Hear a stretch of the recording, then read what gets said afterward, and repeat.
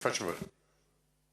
Muito obrigado, Sr. Presidente. Sr. Ministro, desta sua estreia aqui na Comissão até ao momento, gostava de destacar, de facto, é a forma como o Sr. Ministro, muito tranquila, aborda as respostas e a sua elegância, a enorme elegância com que o faz, nomeadamente qualificando como deselegante a intervenção das outras pessoas, não é?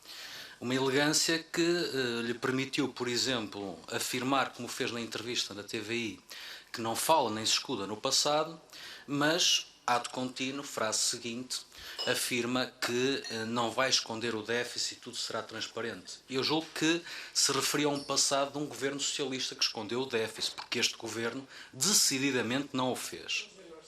Ou então, a elegância com que o Sr. Ministro também se referiu a este relatório da IASIST, aliás, referindo-se ao facto de eu ter escolhido algumas frases do relatório e dizendo que o relatório deve ser lido na sua plenitude, com certeza por pessoas com formação académica adequada, e ato contínuo, na frase seguinte, o Sr. Ministro de Cor citou algumas frases do relatório, exatamente, quer dizer, violando esse raciocínio que faz.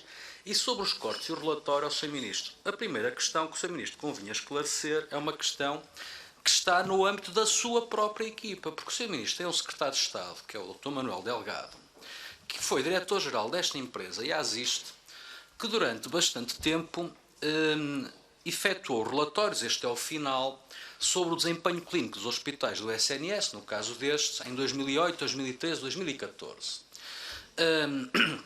E não vale a pena dizer que o Sr. atual secretário de Estado, na altura, no desempenho destas funções, teria funções de gestão e não tão técnicas, porque nós sabemos que o atual secretário de Estado era inclusive a pessoa que andava nos hospitais a fazer as apresentações destas conclusões. E, portanto, para o Sr. Ministro não me acusar de andar a ler algumas frases, temos aqui na página 47 e 48 as conclusões, e eu convidava todos os membros dos grupos parlamentares que aqui estão a lerem este relatório e as conclusões que constam deste relatório, que é da responsabilidade de uma empresa em que o seu secretário de Estado era diretor-geral, e nem vale a pena sequer citar as declarações do seu secretário de Estado relativamente aos cortes e à questão dos cortes, enfim. Sr. Ministro, a despesa em saúde em 2015 foi de superior a 9 mil milhões de euros, 9.054 milhões de euros. Portanto, o Sr. Ministro e os grupos parlamentares que o apoiam, o PCP e o Bloco, que durante 4 anos falaram dos cortes e do problema dos cortes, nada baterá certo se de facto o orçamento que o Sr. Ministro apresentar aqui nesta Assembleia e defender não for significativamente superior a 9 mil milhões de euros. Porque se 9 mil milhões de euros tinham muitos cortes, e era um problema de cortes, significa que estes partidos todos que apoiam este governo e este senhor ministro apresentarão um orçamento com certeza 20% ou 30% superior aos 9 mil milhões de euros.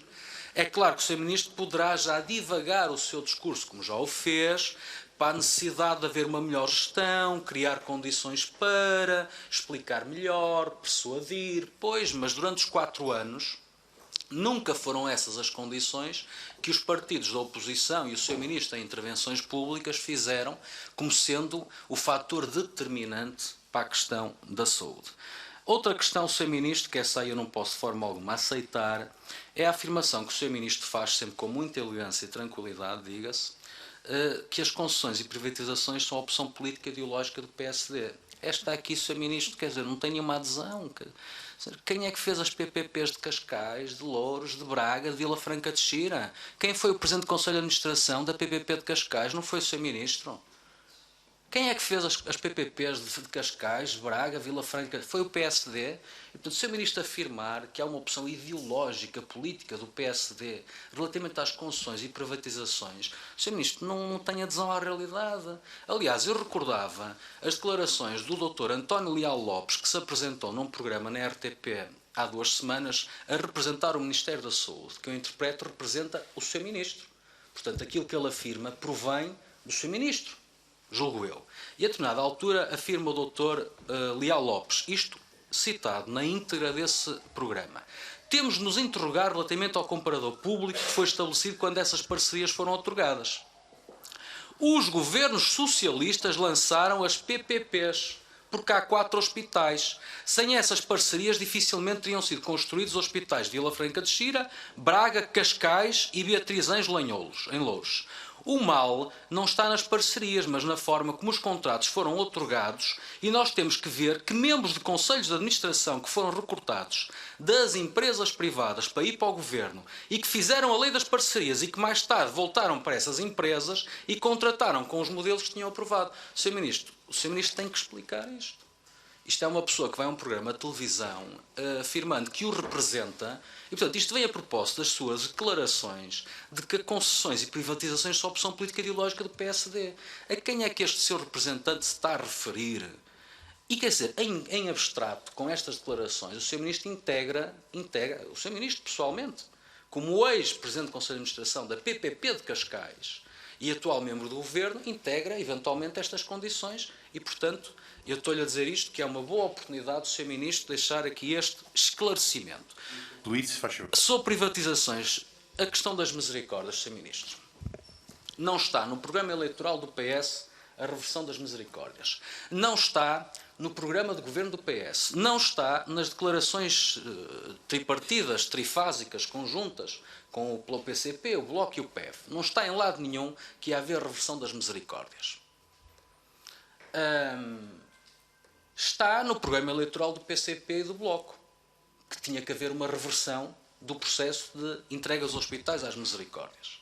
E também está numa ação que a Associação dos Hospitais Privados colocou contra o Estado pelo facto de não ter entrado nesse processo a par das misericórdias.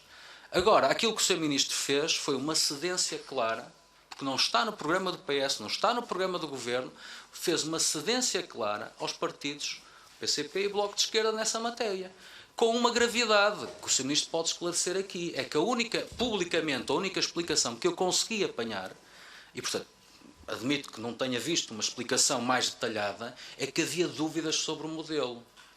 E portanto, se assim é só isso, Sr. Ministro, é grave, porque o Sr. Ministro, na dúvida, decidiu. Isso não dá muita segurança e certeza nas suas decisões. Porque se tem dúvidas, deve estudar melhor, deve esclarecer melhor para depois decidir bem. E, portanto, argumentar que reverteu os hospitais das misericórdias porque tinha dúvidas quanto ao modelo, acho que é insuficiente e não confere, de facto, muita segurança e muita confiança acerca das suas decisões. Deputado, pedi que concluísse. É uma oportunidade para esclarecer estas perguntas todas que lhe coloquei. Muito obrigado.